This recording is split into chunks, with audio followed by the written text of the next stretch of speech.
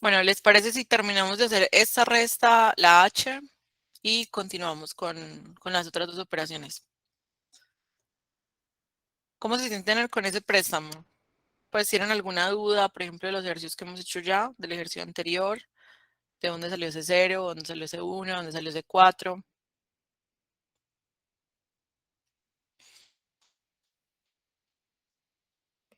No, acabamos de dar bienvenida otra vez a esta segunda parte. Listo, entonces haciendo esta resta H, tenemos en esta primera columna un 11 menos 8, eso nos da un 3. El 0 quedó en un 9 al fin de cuentas, 9 menos 4, eso da 5.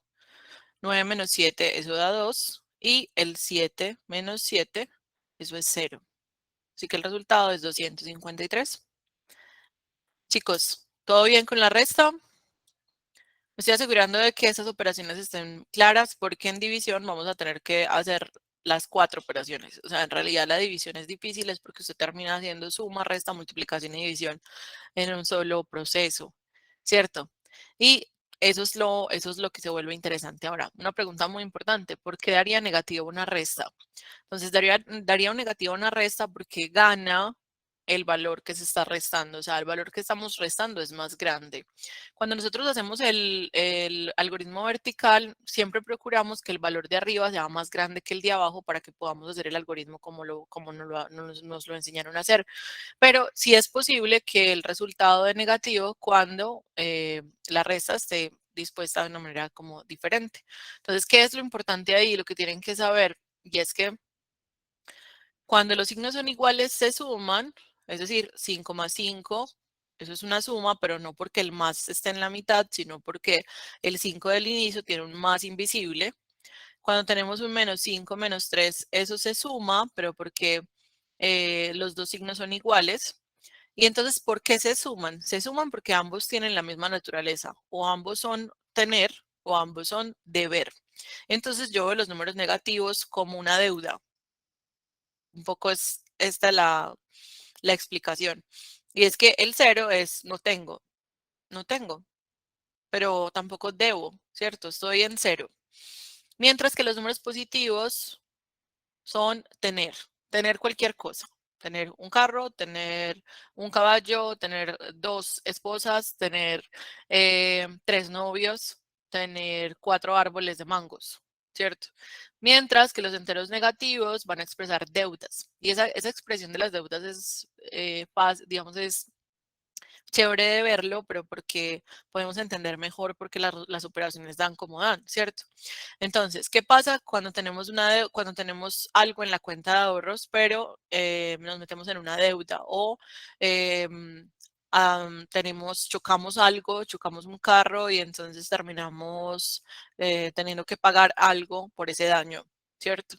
Entonces, supongan que ustedes tienen 5, lo que sea, 5 millones, pongámosle a lo grande, 5 millones y de repente chocan un Audi y le hacen un rayón al Audi. Y entonces en ese mismo momento, ese rayoncito ya son 3 millones de pesos, digamos. Supongamos que es así de barato con el Audi. Y entonces, claro, usted dice, pues es que yo tenía 5 millones que son los ahorros de todos estos años en mi cuenta de ahorros y ahorita le tengo que dar 3 a este señor. Claro, lo que usted tiene es más que la deuda en la que incurrió por rayar el Audi. Entonces le va a quedar plata en la cuenta. ¿Será que le va a quedar plata en la cuenta, aún así, aún después de pagar el rayón? Usted tenía 5 y tiene que pagar 3. Listo. Entonces, como que lo que usted tiene que pagar es una deuda.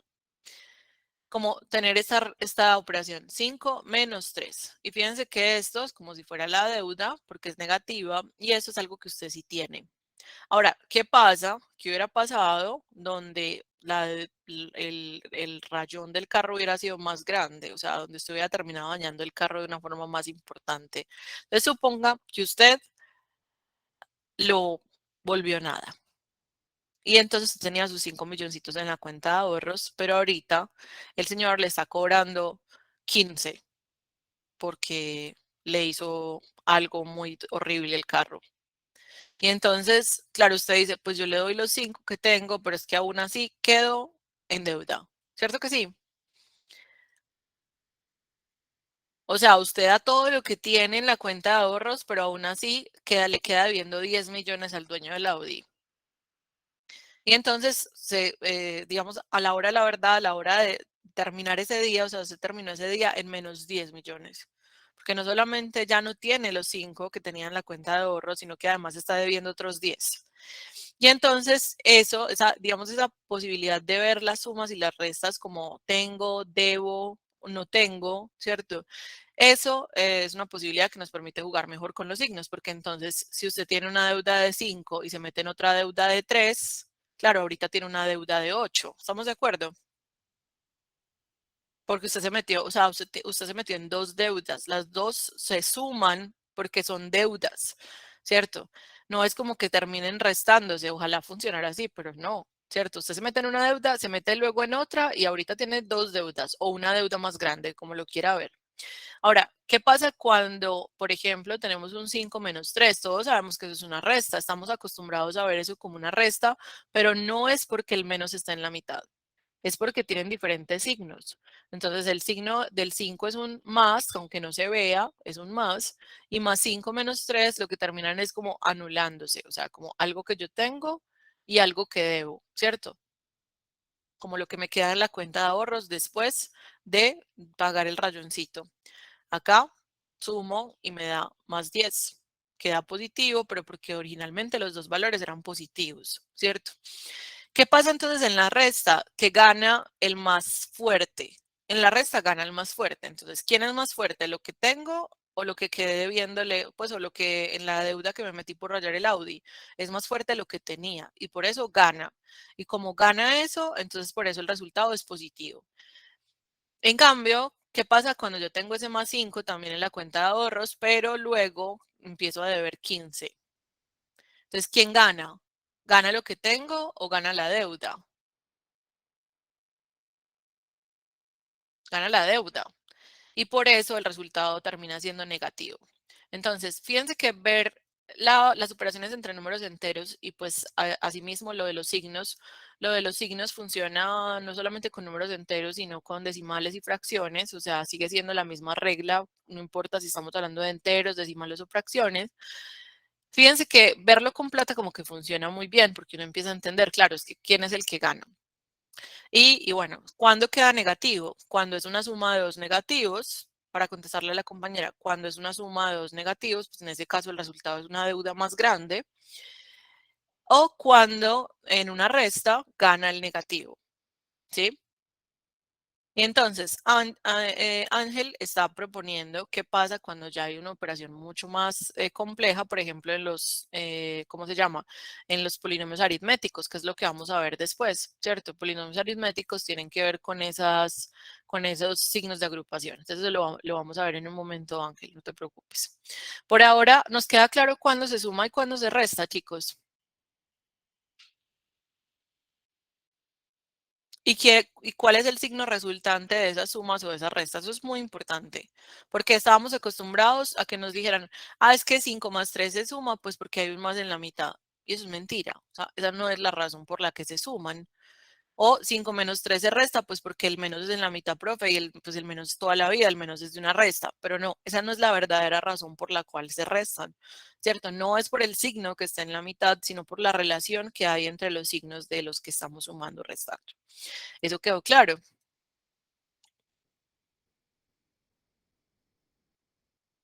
Vale. Entonces, con respecto a las multiplicaciones, lo que sabemos es que las multiplicaciones se hacen por, digamos, por unidades o por posiciones de este con este y este con este. Esta primera hilera de multiplicaciones casi que se puede hacer mentalmente. Pues eso espero, ¿cierto? Que muchos de ustedes ya pueden hacer esa primera hilera mentalmente. ¿Cuánto es 70 por 3? Piensen en plata. ¿Cuánto es 42 por 4? ¿Cuánto es 11 por 5? ¿Cuánto es 12 por 2 o 20 por 3? Entonces, las primeras multiplicaciones, digamos que son posibles. No estoy diciendo que tienen, en este momento algunos de ustedes apenas están despegando motores, pero para muchos de ustedes no, digamos, no tendría que ser una operación muy compleja e incluso podríamos hacerla mentalmente. Entonces, ¿Qué es lo que hace el algoritmo de la multiplicación? Multiplica cifra por cifra. De manera que primero multiplicamos el 3 por el 0, colocamos acá, el 3 por el 7 y colocamos acá. Con las multiplicaciones por una cifra, digamos, no hay mucho lío. Se va multiplicando cada una de las cifras por el número que estemos, pues que esté abajo. 4 por 2, ¿cierto? Y 4 por 4. 5 por 1 y 5 por 5. 5 por 1 y 5 por 1. 2 por 2 y 2 por 1. 3 por 0 y 3 por 2. Si hacemos, o sea, si el resultado de la multiplicación nos da para llevar, entonces llevamos y sumamos en la siguiente multiplicación. Pero eso seguramente lo vamos a ver en las de acá. O sea, con una cifra, digamos, no hay mucho lío, ¿cierto que no? ¿Qué pasa cuando multiplicamos por dos cifras? Que tenemos que multiplicar esta por esta y luego por esta. Colocar el resultado acá en esta primera línea. Y luego, esto pilas con esto que es muy importante, multiplicar esta cifra por esta y luego por esta.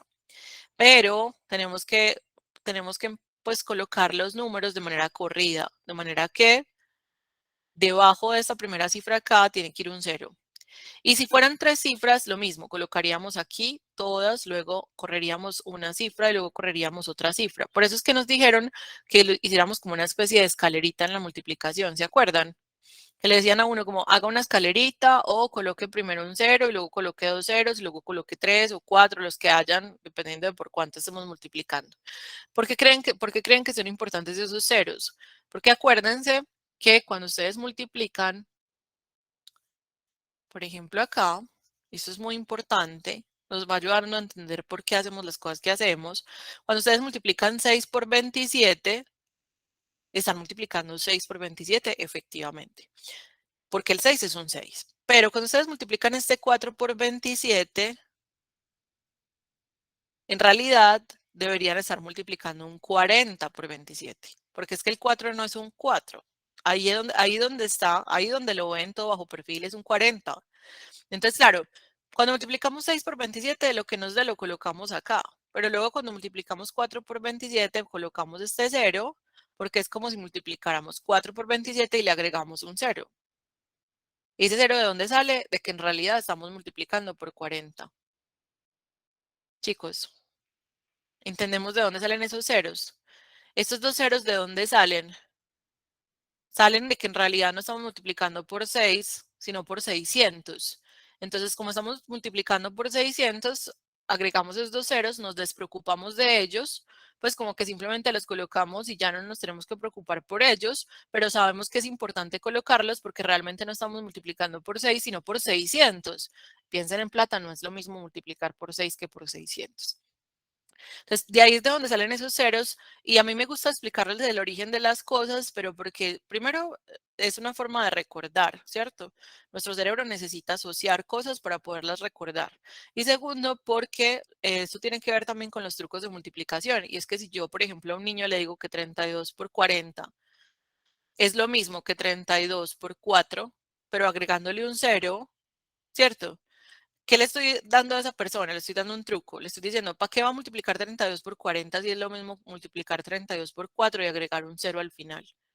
Claro, porque es que este cero no va a cambiar el resultado del 32 por 4 y simplemente va a quedar al final. ¿Ven? Pues el 32 por 46 es lo mismo que multiplicar 32 por 6 y sumarlo con 32 por 40. Estas dos cosas se suman y ese es el resultado de una multiplicación como esta. Y por eso es que multiplicamos como multiplicamos. 6 por 7, 42, llevo un 4. 6 por 2, 12, más 4 que llevaba, 16. Lo puedo colocar completo porque ya era la última multiplicación que hacía.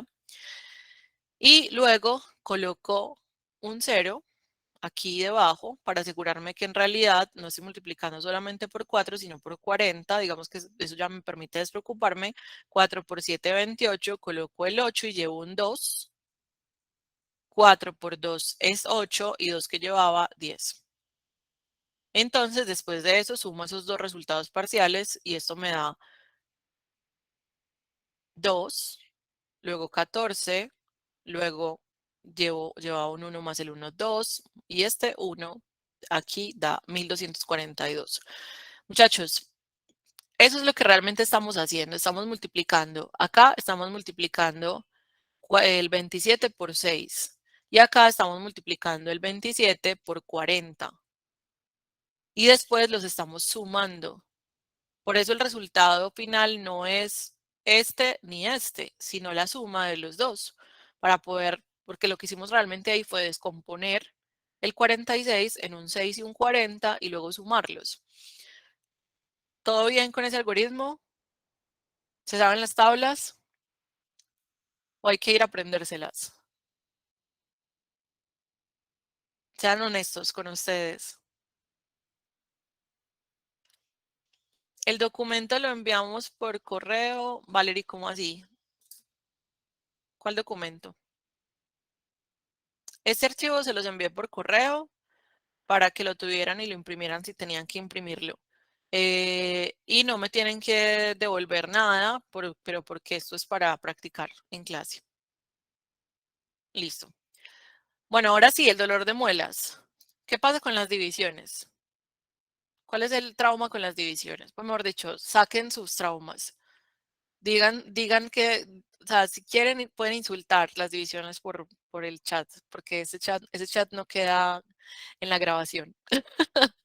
Pero si quieren liberar sus traumas, te hacen sentir miserable. Las de 2 cifras son el problema. Hay gente que le tiene más miedo a las divisiones de 2 cifras que a las de 3 y a las de 4. O sea, es como que las de 2 cifras en específico son demasiado traumáticas. Listo. Te hacen dar miedo, sí. Las divisiones de 2 cifras como que sí nos predisponen más. Por Dios. Ya nos metimos con otra cosa.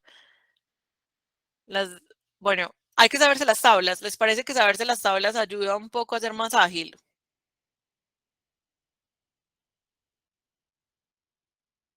Listo. Bueno, vamos a tener en cuenta algo, chicos, y es que, a ver, hacer divisiones de una cifra. Miren cómo la universidad los corcha con una suma, la Universidad de Antioquia los corcha con una suma y una resta. Nosotros empezamos el curso de razonamiento lógico, lo vamos a empezar con una cosa que se llama nivelatorio matemático, que es, pues, que es como una continuación de este curso de matemáticas básicas, pero enfocada solamente a los ejercicios de la Universidad de Antioquia, que tienen mucho que ver con, por ejemplo, con cripto. Pues algunos son de criptoaritmética. Esto no está tan orientado, estos ejercicios no son tan del estilo del concurso docente, ni de la nacional, ni del saber 11, no, son muy específicos de la Universidad de Antioquia y por eso los vemos en el curso de razonamiento lógico, pero sí que son matemáticos y aquí es donde la universidad les dice, amor, ¿usted cree que sabe sumar y restar? Yo le voy a mostrar que no. Y entonces les pegan unas volteadas, porque claro, o sea, creemos que sabemos sumar y restar, pero mientras tenemos los numeritos. O sea, cuando los numeritos están explícitos, pues uno la saca. Pero cuando los numeritos no están explícitos, cuando tenemos letras, lo que sucede es que nos obligan a pensar al revés, como a entender a profundidad qué es lo que realmente estábamos haciendo cuando sumábamos o restábamos. Entonces, por eso como que, bueno, nos ponen a prueba realmente si sabemos sumar y restar. Pero eso es parte del curso de razonamiento lógico. Los demás que no van para la UDA, no se me preocupen todavía. Ahora, cuando vamos a dividir, sí es súper importante saberse las tablas y sobre todo primero entender que algunas divisiones son exactas y otras no son exactas. Yo tengo un video en el canal de Razona UDA, tengo un par de videos sobre división. Entiendo que esto no es un proceso que se aprenda con esta clase. O sea, yo les voy a mostrar cómo se divide de varias formas, les voy a dar un derrotero, unas herramientas, pero ustedes no van a aprender, si no saben dividir, ustedes no van a aprender a dividir con esta clase. Ustedes van a aprender a dividir en el momento en que ya se suelten a hacer divisiones solitos, ¿cierto? Pues que se sienten a hacer varias divisiones y sobre todo después de como repasar ese derrotero del que vamos a hablar. El derrotero es hacernos estas cuatro, digamos, hacer estos 4 pasos en ciclo. Es cuántas veces se encuentra una cantidad dentro de otra. Esto da, digamos que apunta a la división, apunta al repartir, ¿cierto? Es como un reparto. ¿Cuántas veces cabe una cosa dentro de la otra? Es como de en cuántos grupos puedo repartir una cantidad. Eso también es otra interpretación de la división, ¿cierto? Si yo tengo 50 dulces y los quiero repartir entre 5 niños, ¿a cuánto les van a tocar de acá? Pues de a cuánto les va a tocar a cada uno. Entonces, eso es un reparto. Las divisiones son repartos. Algunos repartos son exactos. Todo súper bonito, todo cuadra, todo cierra, pero otros repartos no son exactos, ¿cierto? Algo sobra o algo falta para que pueda ser más óptimo. Entonces, las divisiones exactas son, por ejemplo, 24 dividido 3, que es 8, 40 dividido 4, que es 10, 55 dividido 11, que es 5, y 64, pues, pero hay muchas, ¿cierto? Las que ustedes quieran. Aquí solamente estoy poniendo ejemplos. Entonces, ¿cuáles, digamos, qué pasa con las divisiones exactas? En este caso, cuando tenemos los de una sola cifra, y es que este número es múltiplo de este y de este. O sea, el 24 lo vamos a encontrar tanto en la tabla del 3 como como en la tabla del 8. De manera que 3 por 8 es 24. Fíjense que una forma de devolverse la división es multiplicando, ¿cierto? O sea, 24 dividido 3 es 8, porque 3 por 8 es 24. Pero 24 dividido 8 es 3, porque 3 por 8 es 24 también. Entonces, realmente ahí lo que estamos encontrando dos divisores del 24, tanto el 3 como el 8, y sabemos que ellos multiplicados son los factores del 24. Las divisiones exactas entonces son en las que sobra 0, o sea, en las que todo cuadra, todo perfecto, ¿cierto? Y las divisiones inexactas son en los que hay un residuo, ¿cierto? Lo que llamamos el resto, el residuo, el sobrante. Entonces, ese sobrante cuando es diferente de 0, o sea, cuando sí sobra algo que no es 0, pues hace que la división seguramente no sea tan bonita para algunos, porque puede que algunos de ustedes estén traumados con las divisiones decimales. Entonces, cuando no sobraba 0, obviamente muchos de ustedes les tocaba meterse con los decimales. Eso no siempre es así. O sea, no siempre hay que meterse con la división exacta de todos los decimales. Y en primer lugar, tendríamos que asegurarnos de que sí sepamos estos pasos. Entonces, la primera pregunta es ¿cuántas veces? Esa es la pregunta más difícil. Y acá se equivoca mucha gente, no importa cuántos años lleven dividiendo, porque el problema no está en equivocarse acá. Uno acá hace una apuesta, uno dice como, yo creo que tantas, a mí me parece que tantas, y ahí viene mucho la intuición. De hecho, hay personas que tienen mucha calle, tienen muy buen cálculo mental, y a pesar de que no lo hacen exacto, como que sí saben resolverlo en su mente y le apuestan a eso, o sea, como que se van por esa apuesta y les va muy bien porque ya tienen como mucha calle. Para otros, en cambio, va a ser mucho más difícil responder esa primera pregunta. Luego, lo que se hace es multiplicar para luego comparar con el número original y saber qué es lo que sobra. Luego bajar una cifra, bajar la siguiente cifra y volver a empezar. O sea, aquí vuelve y empieza hasta que terminemos. Esos son los 4 pasos. Entonces, pilas, pues que hay que tenerlos presentes. ¿Qué pasa cuando es por una cifra? Que la cosa es un poquito más sencilla. ¿Por qué? Porque no sabemos las tablas, supuestamente, ¿cierto? No sabemos la tabla del 6. Y como no sabemos la tabla del 6, pues tenemos algo con qué comparar. Pero ¿por qué nos da tanta dificultad entonces las divisiones por dos cifras? Pues porque no nos sabemos la tabla de todos los números de dos cifras, ¿o sí? ¿Será que ustedes saben la tabla del 12 o la del 22 o la del 14 o la del 25 o la del 42? ¿Se saben esas tablas?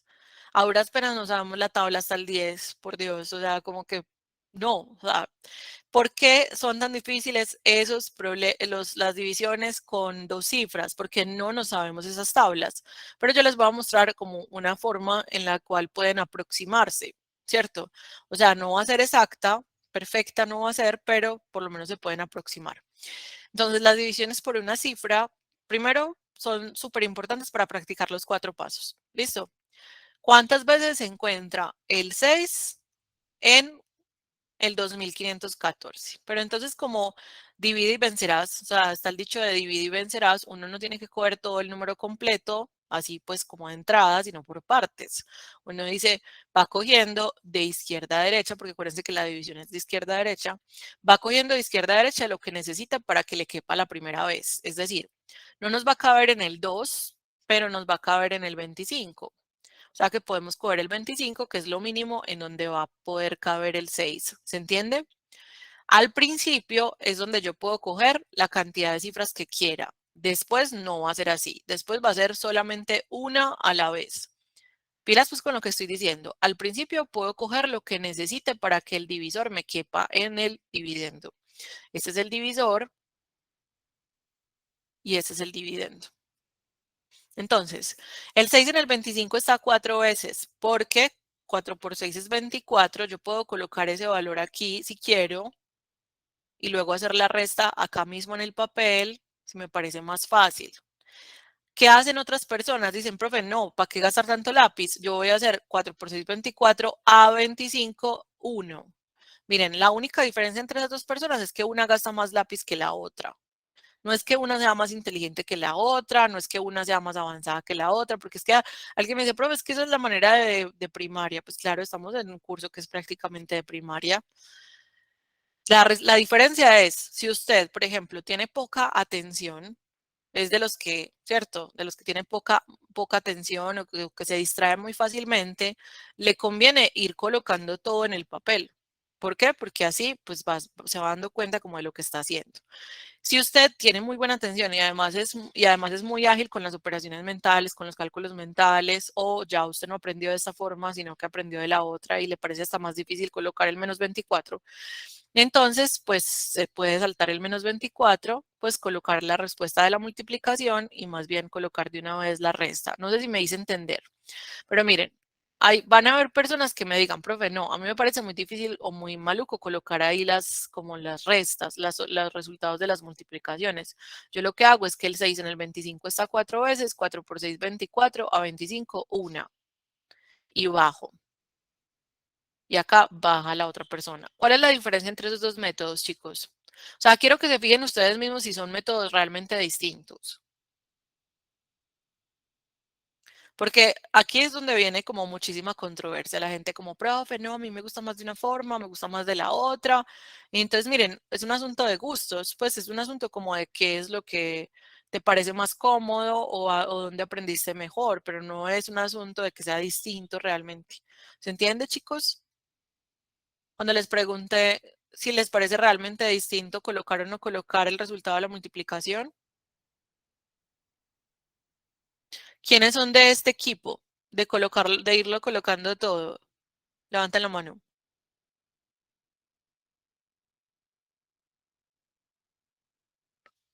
Listo.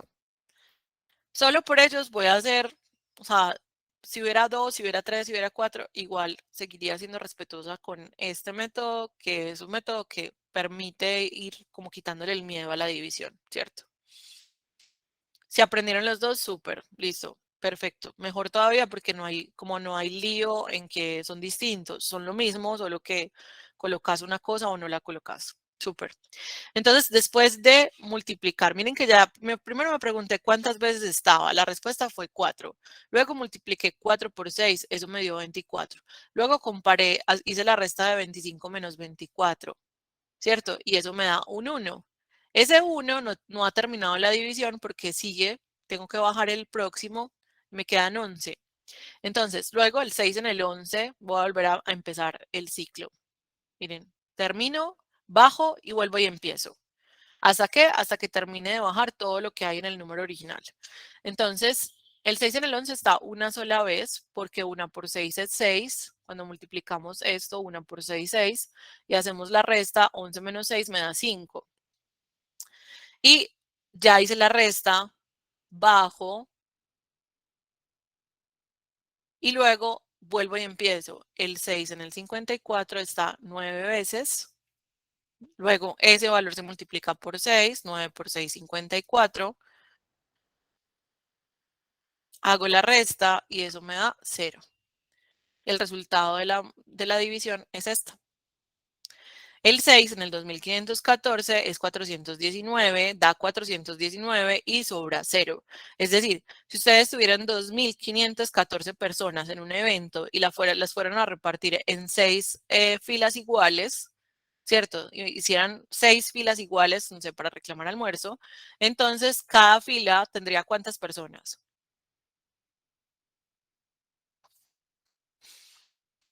Tendría 419 personas y no sobrarían personas o faltarían personas para completar las filas. Las 6 filas quedarían exactamente iguales de 419 personas.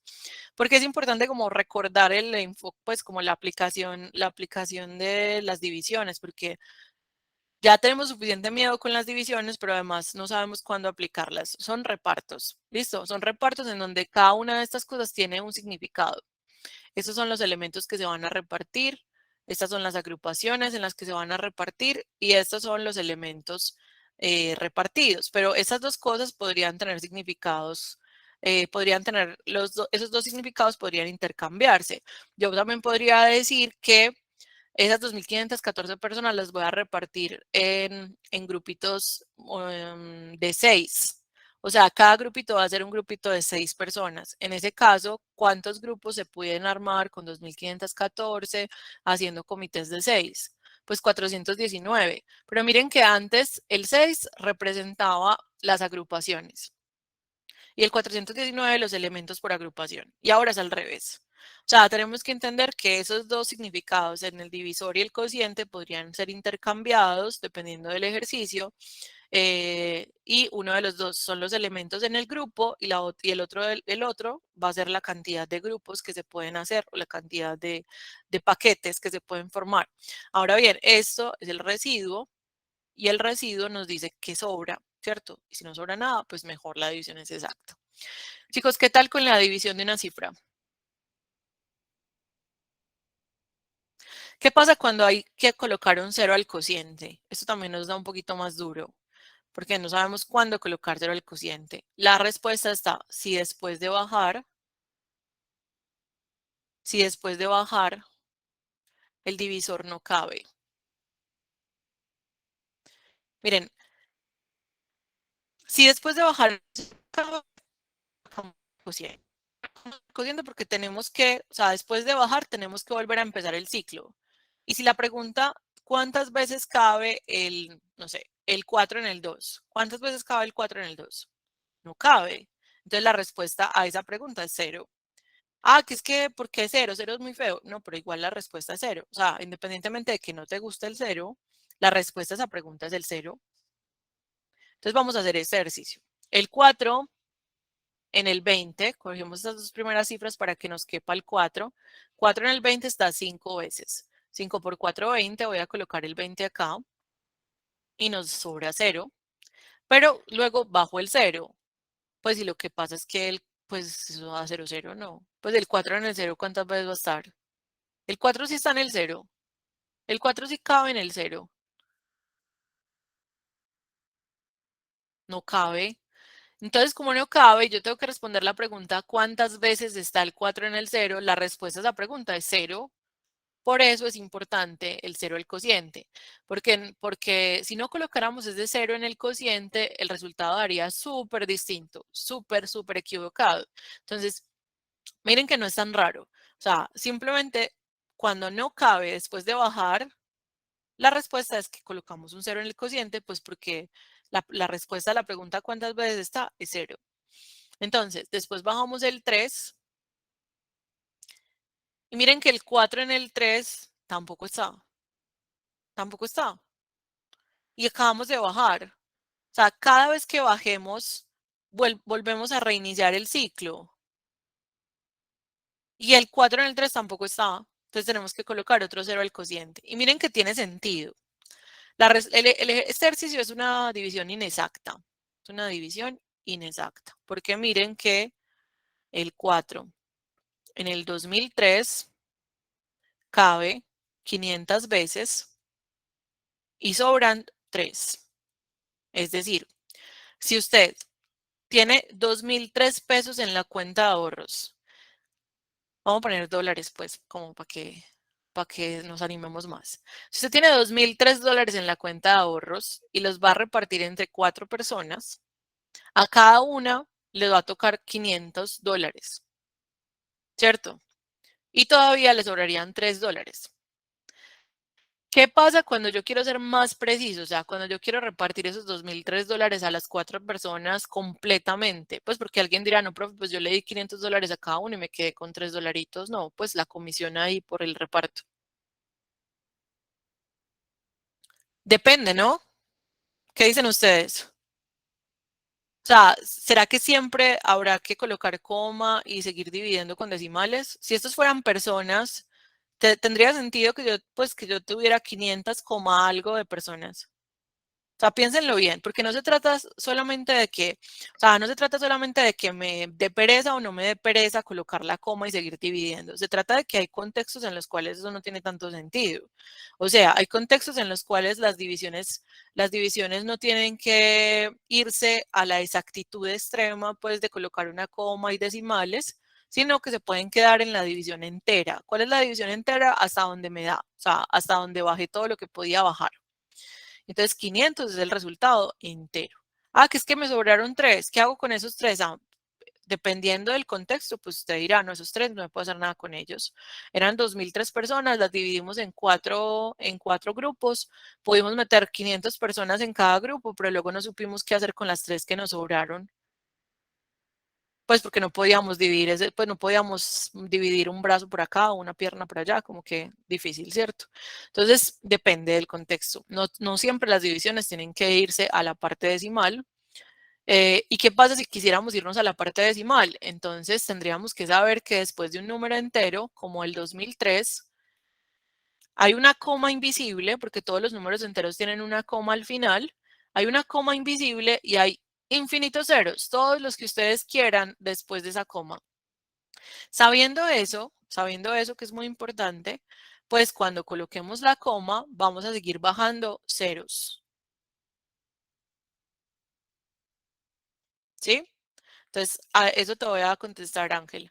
Eso es lo que iba a contestar a continuación. Como que hasta aquí puede ser perfectamente la respuesta a un ejercicio. O sea, no tendríamos por qué siempre ir a la parte decimal. Pero si lo tuviéramos que hacer por las opciones de respuesta, entonces colocaríamos la coma, ¿cierto? Que es esta coma invisible que hay acá y acá hay infinitos ceros también. Y seguiríamos bajando ceros. O sea, podríamos seguir dividiendo gracias a que después de esa coma invisible hay infinitos ceros que podríamos seguir bajando de a uno. O sea, simplemente los estamos haciendo aparecer. No es como que nos los estamos inventando, no, ellos estaban ahí, pero los estamos haciendo aparecer, como que estamos invocándolos para que podamos utilizarlos y seguir la división. Entonces, cuando seguimos dividiendo, decimos el 4 en el 30 está 7 veces, ¿cierto? Multiplicamos 7 por 4, 28, restamos y nos da 2, bajamos el siguiente 0 y el 4 en el 20 está 5 veces. 5 por 4, 20, hacemos la resta y nos da 0. Y ahí acabamos de dividir. O sea que si fuéramos a ser precisos, 2003 dividido 4 daría 500,75. Ya, ahí, porque también es una división, es un decimal finito, o sea, es un decimal que sí tiene fin. En cambio, nos podríamos encontrar con otras divisiones con decimales infinitos. Pues decimal, o sea, una división que nunca acabaría. Así quisiéramos, nunca la podríamos acabar porque entraríamos en un ciclo de decimales infinitos que podrían estar repitiéndose cada cierto tiempo, ¿cierto? Entonces, bueno, esos obviamente son casos que nos asustan más. Por ahora quiero asegurarme de que estos 4 pasos van quedando claros, ¿cierto? Pues como que le vamos cogiendo el tiro a esto de cuántas veces, luego multiplicar, luego restar, luego bajar. Cuántas veces, multiplicar, restar, bajar. O sea, como que se nos vuelva muy, muy orgánico, mucho más mecánico, pero porque tenemos más cosas más importantes de qué preocuparnos. Por ejemplo, la primera pregunta de cuántas veces está una cantidad en la otra. Esa es la principal preocupación en una división. O sea, es lo que más nos debería angustiar, pero a ver, una de dos.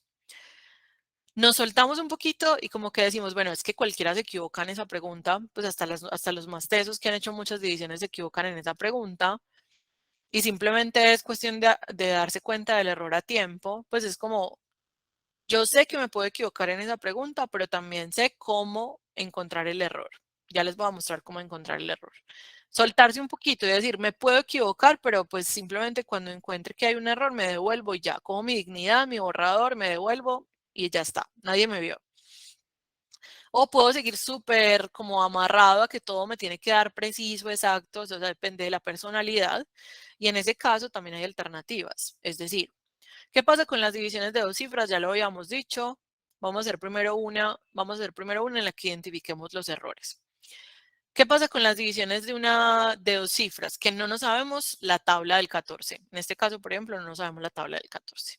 Ah, pero yo podría hacer la tabla del 14. Pilas que voy a hablar primero de las personas muy psicóticas que necesitan como estar seguros de todo lo que están haciendo y no importa si se demoran más. Listo, chicos. O sea, a estas personas no les importa si se demoran un poco más porque ellos necesitan estar seguros de lo que están haciendo. No es el caso de todos, así que cada uno de ustedes sabrá qué es lo que les conviene. Entonces, yo necesito, profe, yo necesito saber pues, que estoy haciendo las cosas bien. Y el 14, yo hice la tabla del 14, entonces hice la tabla 14 por 1, 14, luego 14 por 2, 28, luego 14 por 3. Sí, pues, la van cogiendo. 42, luego 14 por 4, 56, luego 14 por 5, 70, 14 por 6, 86. ¿Sí? ¿Vamos bien? 84, perdón. Y así como que hacen la tabla del 14. Entonces, como están haciendo la tabla del 14, se están asegurando de que saben por cuánto está más o menos. Bueno, entonces cuando dicen el 14 en el 60, saben que el 14 en el 60 no alcanza a estar 5 veces, porque 14 por 5 da 70, pero 14 por 4 da 56. Entonces, este tipo de personalidad dice, claro, 14 por 4 da 56, es lo más cercano a 60, o sea que está 4 veces. Y están súper tranquilos porque lo están viendo. 14 por 4, 56, colocan el 56 y hacen la resta. Y esto les da 4. Chicos, ¿vamos bien hasta acá? Pilas que yo no les estoy diciendo que esta sea la única forma de dividir. Profe, o sea que hay que hacer las tablas de todo. No. Estoy diciendo que para las personas que tienen un trauma y que además necesitan estar un poquito más tranquilos con las operaciones que hacen, esto es una muy buena estrategia para empezar, es una muy buena estrategia para perderle el miedo, es una muy buena estrategia para estar seguros de lo que están haciendo y tarde o temprano van soltando un poquito la necesidad de certeza. Ahora, ya hicimos la resta, nos falta bajar. El 14 en el 44 vemos que está 3 veces porque 14 por 3 es 42, lo estamos viendo acá. Entonces quiere decir que es un 3 y 3 por 14 que es 42, hacemos aquí. Miren que nos queda muy fácil, cuando hicimos la tabla nos queda muy fácil también saber el resultado de las multiplicaciones, porque es que ya sabemos cuánto es 3 por 14, lo tenemos al lado. Y eso me da 2, bajamos el 8 y el 14 en el 28 lo vemos acá, está 2 veces. Claro, esto daría 28 y cuando hagamos la resta nos daría 0. O sea, la división es exacta.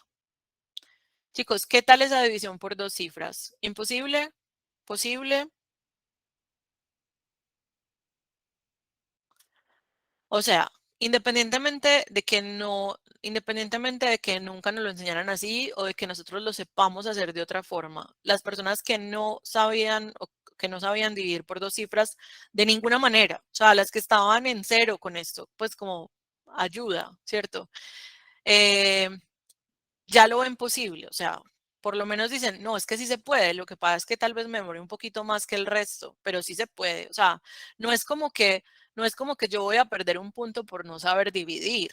Esa es la diferencia, chicos. Miren, la diferencia entre los métodos es, puede que hayan métodos mejores, puede que hayan métodos mucho más rápidos. Sin embargo, lo que no puede pasar en una prueba, en un examen, es que yo me embale porque no sepa dividir como los demás dividen y en cambio, sabiendo que hay otras alternativas de pronto un poquito más demoradas, pero que tengo tiempo de hacerlas, no me niegue a hacerlo, ¿cierto? O sea, que nos sepamos defender. Ese es el punto, que nos sepamos defender de cualquier manera. Eh, tarde o temprano tendremos muchas más habilidades, seremos mucho más rápidos, pero por ahora está muy bien que hagamos algunas cosas. Sí, claro, y estamos de acuerdo, John. Por ejemplo, en el examen de admisión, el asunto del tiempo es vital en los exámenes de admisión porque se trata de un asunto de descarte.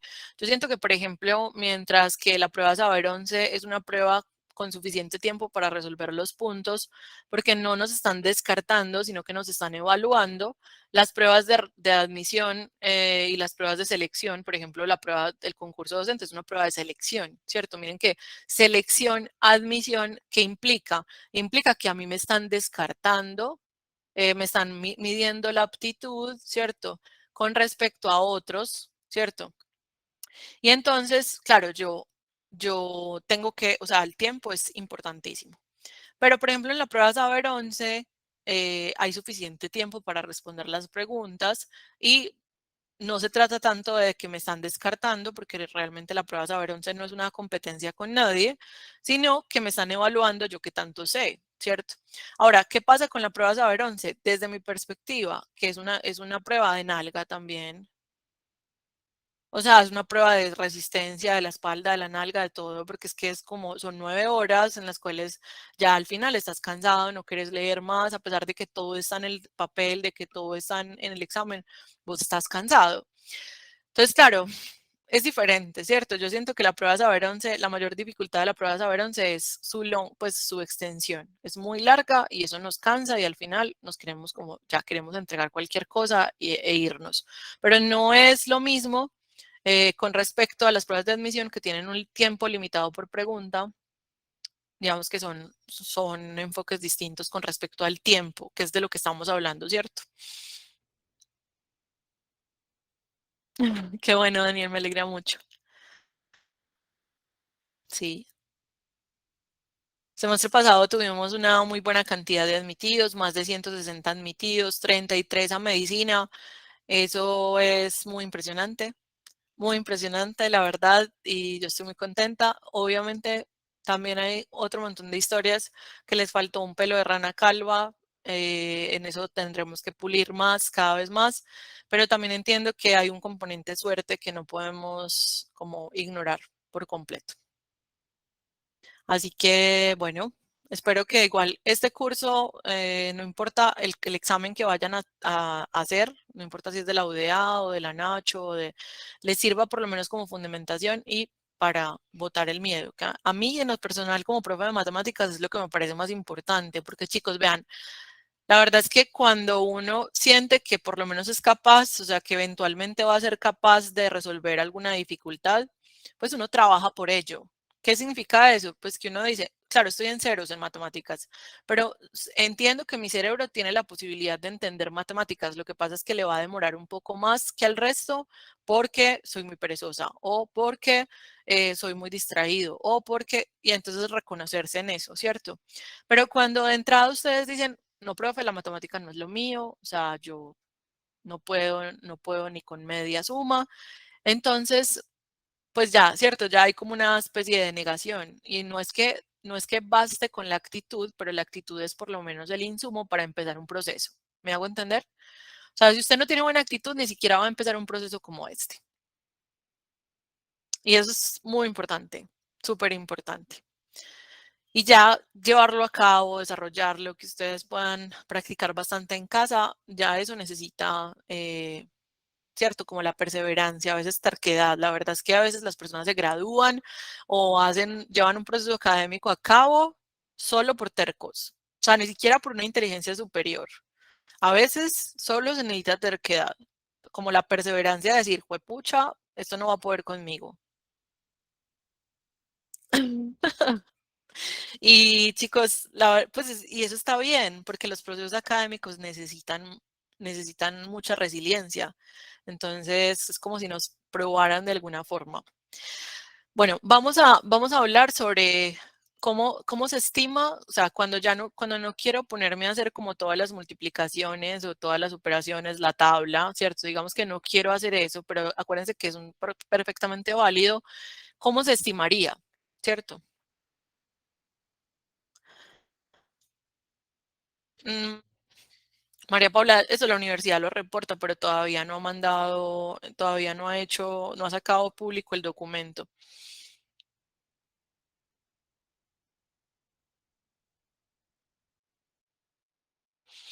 Bueno, entonces, qué pasa cuando vamos a hacer una estimación? La estimación es como que no queremos ser muy precisos, no queremos hacer súper exactos, sino que queremos saber más o menos por dónde está. Y ese más o menos por dónde está es muy interesante porque por lo menos me da una idea de por dónde probar. O sea, es muy posible que yo me equivoque, pero por lo menos me da una idea de por dónde probar. ¿Listo? Ah, bueno, quiero mostrarles algo antes de meterme por ahí. ¿Qué hubiera pasado si nosotros hubiéramos elegido mal los numeritos del cociente? Entonces, el 14 en el 60, ¿qué hubiera pasado si alguien me dice, profe, a mí me parece que el 14 está en el 66 veces, porque el uno está en el 6 veces? Y a mí me enseñaron que eso era así. Y claro, eso es lo que tiene que ver con la estimación del reparto, pero la estimación del reparto es una estimación, puede ser inexacta, puede estar equivocada y también depende mucho de la intuición. O sea, entra la intuición a decirnos como, venga, no. O sea, sí, el uno en el 6 sí está 6, pero es que está muy apretado. O sea, eso está muy apretado. Está como las elecciones de ayer. Más bien, no, más bien 6 no, sino 5. Pues como no le pongamos así como tan exacto, sino que le ponemos un 5. Y también ahí nos equivocaríamos, porque es un 4, acuérdense. Es un 4. O sea, ¿qué pasa si le ponemos un 6? Entonces miren pues lo que pasaría y que no tiene nada de malo en que nos equivoquemos. Si nosotros multiplicamos 14 por 6, ¿cierto? Nos da 84. Entonces colocaríamos aquí el 84 y trataríamos de hacer la resta. Y ahí es donde nos estrellaríamos. O sea, nos estrellamos porque 60 menos 84 no se puede hacer, no se puede restar. O sea, este número de la multiplicación nunca podría ser más grande que a lo que le vamos a restar, pero porque no tiene sentido. ¿Qué quiere decir que nos haya dado más grande? Pues que elegimos este número mal. O sea, se eligió mal por exceso. Se eligió mal por exceso. O sea, pusimos más de lo que debimos poner. ¿Se entiende eso, chicos? O sea, podrían identificar cuando la embarran por exceso, ¿sí o no?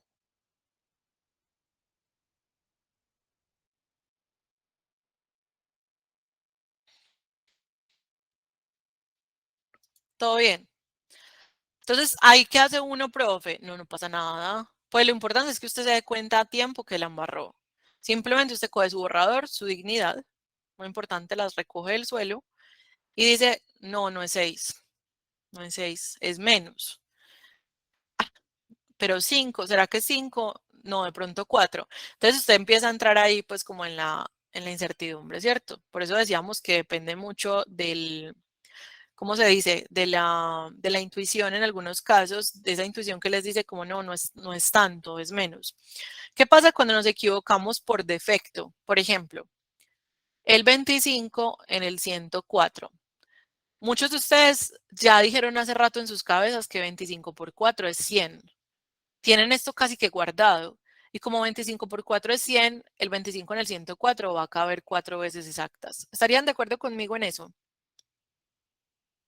Profe, pero es que sí, es que es muy fácil. El 25, con el 25 es muy fácil. Sí, van a haber unos números más fáciles que otros. Pero entonces, ¿por qué negarnos cuando lo veamos fácil? O sea, lo que quiero decirles es, si lo vemos muy obvio, pues no desconfíen de eso que saben, ¿cierto? Y si no lo ven tan obvio, pues hay otras alternativas, por ejemplo, hacer la tabla. Pero ¿qué hubiera pasado si alguien me dice, no, profe, a mí me dio como miedo colocar el 4 y coloqué un 3? Entonces, cuando colocamos 3, que es menos de lo que deberíamos colocar, nos equivocamos por defecto. O sea, ponemos menos de lo que debería y eso implica que vamos a encontrar un error en la resta. Cuando multipliquemos 3 por 25 nos va a dar 75 y cuando hagamos la resta nos va a dar 29. ¿Por qué esto es un error? Porque nos sobró más de lo que inicialmente, por lo que inicialmente estábamos dividiendo. O sea, aquí es donde nos damos cuenta de que la embarramos. O sea, la resta, después de la resta, no debería sobrar más que el divisor. No debería. O sea, no tiene sentido que sobre lo mismo o más. Tiene sentido que sobre menos. Pero porque al fin y al cabo yo cuando hago un reparto trato de que todo quede bien equilibrado y ya me puede sobrar algo menos, algo más pequeño que no pudo ser repartido. Pero no tiene sentido que me sobre 25, 26, 27, ni 29, ni 32. Así es como nos damos cuenta de que nos equivocamos por defecto y ahí es donde de nuevo recogemos el borrador y la dignidad y decimos, no era 3, no era 3, era más, tal vez era un 4, tal vez debía haber confiado en mi intuición, que originalmente me dijo que era un 4, y uno se da latigazos y dice como, no, pero ¿por qué cambiaste? ¿Por qué pusiste el 3 y no el 4? Si sabíamos en nuestro interior, todas nuestras voces internas decían que era un 4, y bueno, ya, hay que perdonarse. Entonces, 4 por 25 da 100, hacemos la resta, 104 menos 100, eso es 4, bajo el 8. El 25 en el 48 no alcanza a estar dos veces porque 25 por 2 da 50, o sea que está una sola vez. 1 por 25, 25, y cuando hagamos la resta nos va a dar 23. Esta operación, por ejemplo, es inexacta, es una división inexacta. Casi podríamos haber hecho otro grupito de 25 y que el resultado hubiera sido 42. Casi.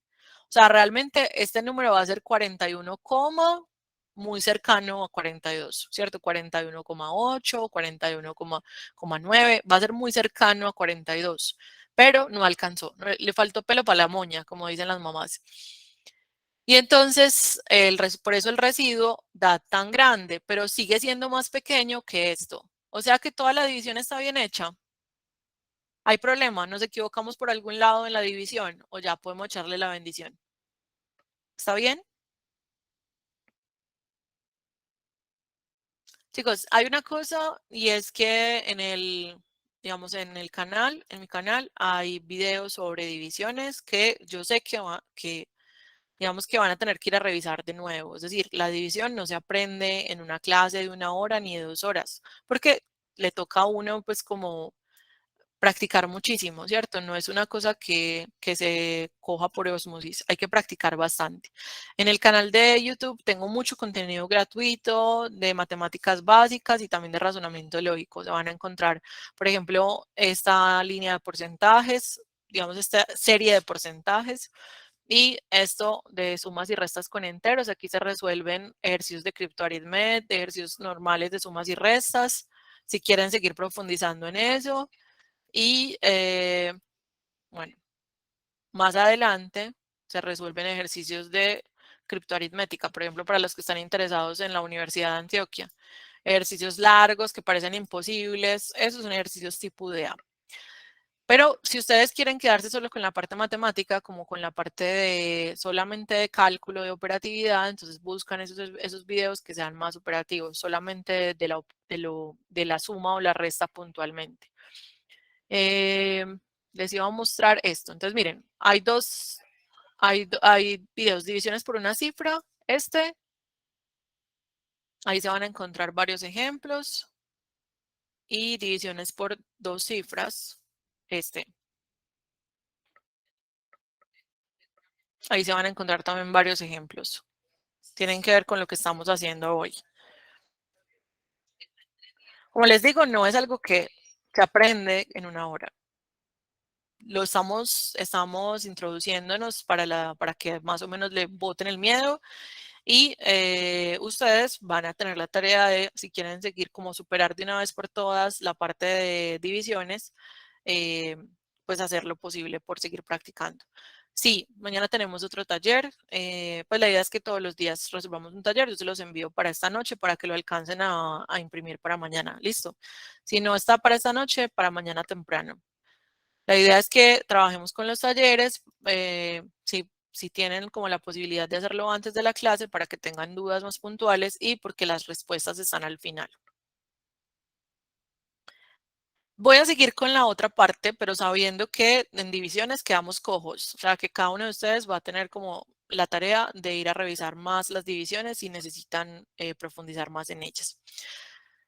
Y vamos a preocuparnos por estos ejercicios de polinomios aritméticos que nos relacionan a la jerarquía de operaciones. La jerarquía, como lo dice el nombre, es como una especie de orden de importancia.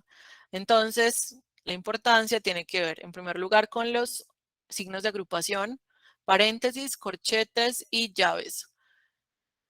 El orden bonito, el orden natural de las cosas es que los paréntesis siempre están en el interior de corchetes y los corchetes de las llaves, es decir, las llaves terminan siendo como el signo de agrupación más general, luego corchete y luego paréntesis. Pero hay gente que no respeta esta estética de los signos de agrupación y no les importa. Entonces, tampoco es una cosa de vida o muerte, porque lo que tendríamos que tener en cuenta es quién está adentro, quiénes están adentro. O sea, vamos a enfocarnos en los signos de agrupación más interiores, esos los resolvemos primero, y luego de adentro hacia afuera, todo el signo de agrupación que quede ya al final, eso será lo último que hagamos. De manera que, por ejemplo, para que me se hagan una idea, acá pues solo tenemos un paréntesis, ese paréntesis se resuelve primero, ¿cierto? Paréntesis se resuelven primero. Pero acá tenemos un paréntesis, luego se multiplica por este 3 y luego tenemos un corchete. ¿Qué deberíamos hacer primero, el corchete o el paréntesis? Ahí en ese caso. El paréntesis, porque es lo que está más al interior.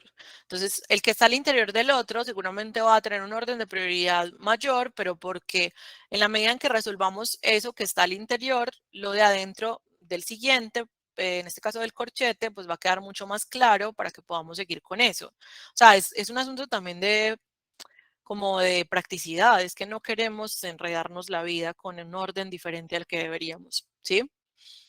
Así que vamos a mirar como los primeros, que son muy sencillos, solo para que tengamos en cuenta lo de la ley de signos y eso. Ley de signos, chicos, en multiplicación y división. La ley de signos puede tener que ver con esto de mi amigo, el amigo de mi amigo es mi amigo, el amigo de mi enemigo es mi enemigo, el enemigo de mi amigo es mi enemigo, pero el enemigo de mi enemigo es mi amigo. ¿Lo sabían? Sí, por ahí lo habían escuchado. ¿Sí? Algo como que si tenemos una multiplicación de signos, si tenemos una multiplicación de signos, cuando estamos multiplicando dos signos que sean iguales, por ejemplo, más por más o menos por menos, el resultado es positivo. Pero si los dos signos que estamos multiplicando o dividiendo son diferentes, son distintos, el resultado es negativo. O sea, más por más es más, menos por menos es más, perdón, porque son iguales. O sea, estos dos son iguales, el resultado es positivo. Si los dos son iguales, el resultado es positivo. Pero si los dos son distintos, uno más y el otro menos, en cualquier orden, la verdad no importa, uno más y el otro menos, entonces el resultado va a ser negativo. ¿Sí? ¿Estamos bien con eso? ¿Se acuerdan de eso? La gente confunde la ley de signos con la razón por la cual se suma o se resta. Y es que se parecen mucho. O sea, miren que yo estoy diciendo dos números se suman si tienen signos iguales. Dos números se restan si tienen signos distintos.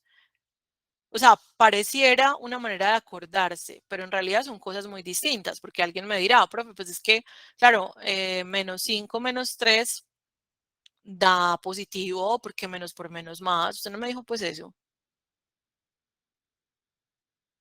¿Cuál es el problema de ese razonamiento? Menos 5 menos 3 pues da positivo porque menos por menos es más. Usted me dijo que menos por menos es más y ahorita me está diciendo otra cosa, pues como que no me confunda. Cuál es el problema de ese razonamiento? Me están diciendo, me están multiplicando los signos, pero en realidad esto no es una multiplicación. ¿O sí? Menos 5 menos 3 es una multiplicación, no es una multiplicación. Es una deuda a la que le pongo otra deuda. Es una suma de dos deudas y el resultado da negativo. Pero entonces, ¿cómo sería si fuera multiplicación? Ah, sería muy distinto. Tendríamos un menos 5 por un menos 3 y en ese caso se multiplican los signos y por eso da positivo. O sea, ahí sí menos por menos es más, pero porque tenemos una multiplicación y 5 por 3 es 15. O sea, miren que tanto el signo como el valor dieron distintos. Dieron muy distintos porque son operaciones muy distintas. Mientras esta es una suma, esta es una multiplicación. Entonces, ¿cuál es el riesgo de yo pensar que la ley de signos se aplica en la suma o la resta? Pues que la suma y la resta tienen un criterio para sumarse y restarse parecido, pues con palabras parecidas, pero que no atiende a la operación pues de la ley de signos. Otra cosa que nos da muy duro es como el simbolismo para multiplicar. Y es que mientras que o sea, la suma tenía este signo en la escuela, pues ya sabemos que no atiende solamente al signo, que este menos atiende a un número negativo y que puede terminar siendo una resta, puede no necesariamente. La multiplicación tiene un montón de signos, pues como que los matemáticos no se pusieron de acuerdo y le pusieron un montón de posibilidades a eso. Entonces, esto es una multiplicación entre el 5 y una letra, pues o un valor desconocido que es la B. Esto es una multiplicación entre esos dos valores desconocidos. Esta es una multiplicación entre esos dos valores desconocidos, pero porque no hay ningún símbolo en la mitad de los dos paréntesis. Imagínense, esto es una multiplicación, pero porque no hay un símbolo entre el 5 y el paréntesis que tiene al 13. Es una multiplicación. Voy a colocar aquí el menos. No hay ningún símbolo acá. Entonces, por eso es una multiplicación. Entonces, hay muchas formas de mostrar una multiplicación y yo creo que eso también nos confunde un poco. Vamos a hacer estos ejercicios ahora que tenemos ley de signos. ¿Qué sigue después en la jerarquía? ¿Qué sigue después de los signos de agrupación?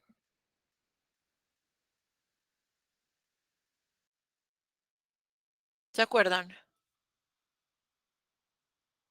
La multiplicación y la división. Bueno, la potenciación, la radicación y la logaritmación, pero eso todavía no lo vamos a ver. Luego sigue la multiplicación y la división. Un segundito. Multiplicación y división.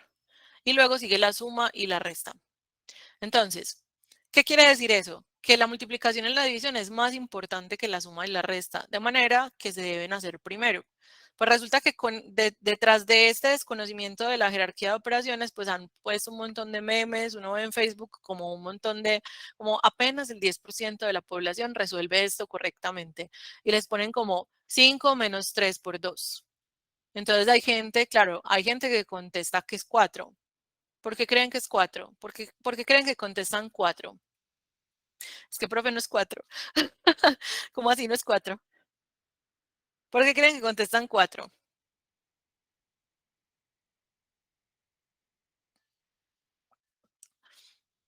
Porque hacen primero la resta. Claro, entonces hacen primero esta resta, 5 menos 3 les da 2 y luego multiplican por 2 y les da 4.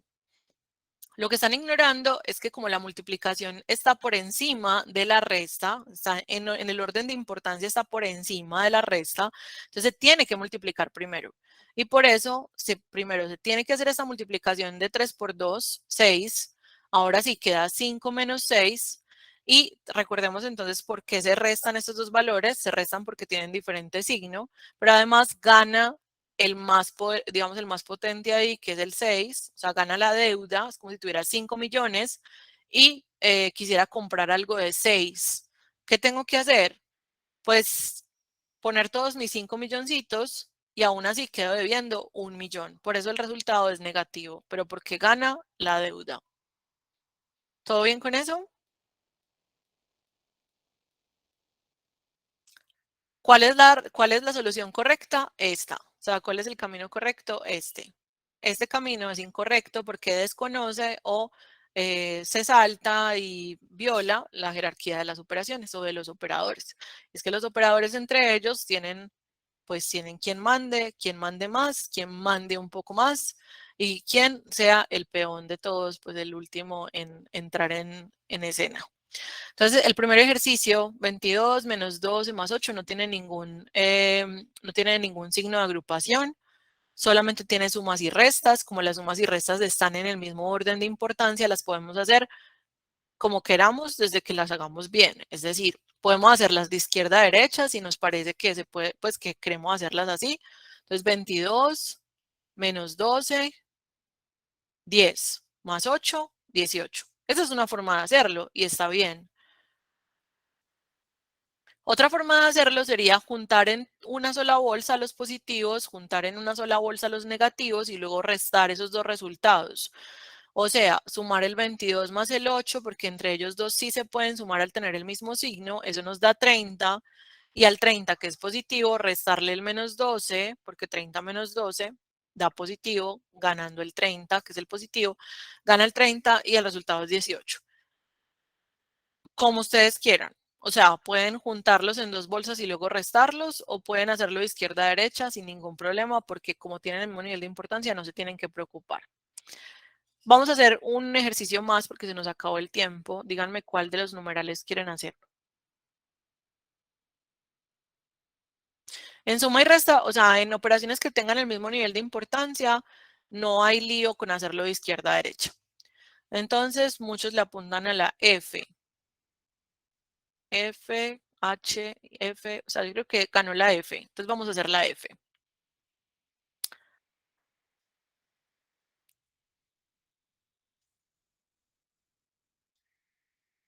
La F dice 8 por 5 menos 1 más 2 por corchete, 2 más 3 por 4 menos 2. Entonces, voy a hacer, digamos, voy a hacer énfasis en las cosas que se hacen primero, pero porque tienen el primer orden de importancia. En este caso, este paréntesis y este paréntesis se pueden hacer en el mismo paso porque no interfieren uno con el otro y porque me ayudarían a compactar más las cosas. Esos dos paréntesis se pueden hacer en el mismo paso, no interfieren el uno con el otro. Entonces, claro, 5 menos 1 da 4 y eso se convierte en un 8 por 4. ¿Hasta ahí todo bien?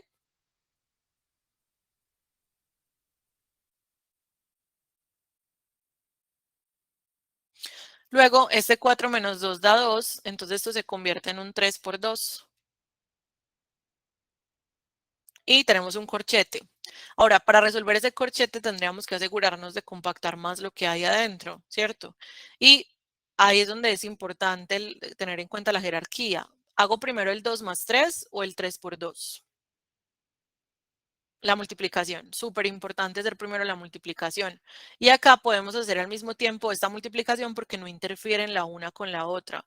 Entonces a veces puedo hacer varias cositas dentro del polinomio aritmético, las puedo hacer al tiempo, pero porque no hay lío con ellas. 8 por 4 es 32 más 2 por, y esto me queda 2 más 6, porque efectué la multiplicación.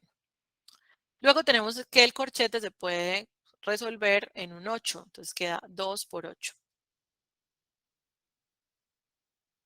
16 más 32, ¿cierto? Miren que ahí hacemos la multiplicación, incluso algunos de ustedes se pueden saltar pasos, pero yo estoy tratando de ser muy cuidadosa para que no nos vayamos a equivocar, y 32 más 16 es 48. Y sin embargo se puede uno equivocar. O sea, los polinomios aritméticos son de mucho cuidado porque tenemos que tener en cuenta la jerarquía de operaciones y como súper pendientes de las operaciones que se pueden y no se pueden hacer al tiempo. Y que uno, pues un signo se le va, ¿cierto? Es muy fácil que se vayan los signos. Aquí, por ejemplo, no tuvimos que aplicar mucho ley de signos, pero porque todas las multiplicaciones eran como con números positivos. O sea, sí la estábamos aplicando, pero no nos estábamos causando un derrame. Entonces, como que por ahí, mucho más sencillo. Chicos, preguntas.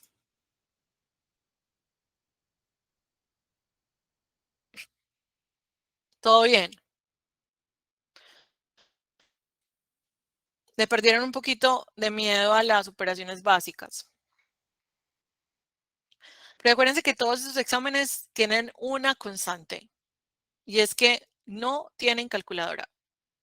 O sea, todos los exámenes son distintos, ya nos dimos cuenta que los tipos de preguntas son muy distintos, el enfoque de las preguntas son distintas, pero lo que sí es cierto es que ninguno de estos exámenes permite sacar calculadora. Así que ustedes necesitan recordar esas operaciones básicas. Para muchas personas esto será demasiado obvio porque ya las superaron, pero para otras hace la diferencia en empezar un proceso de matemáticas que, pues, que necesita respetar el hecho de que pues, somos muchos los traumados en Colombia, ¿sí o qué? Demasiados traumados en Colombia con las matemáticas. Superar un poquito eso, por lo menos nos ayuda a que no nos embalen tanto. Mañana nos vemos, estén pendientes del correo para el siguiente taller y estamos hablando. Chao, chicos.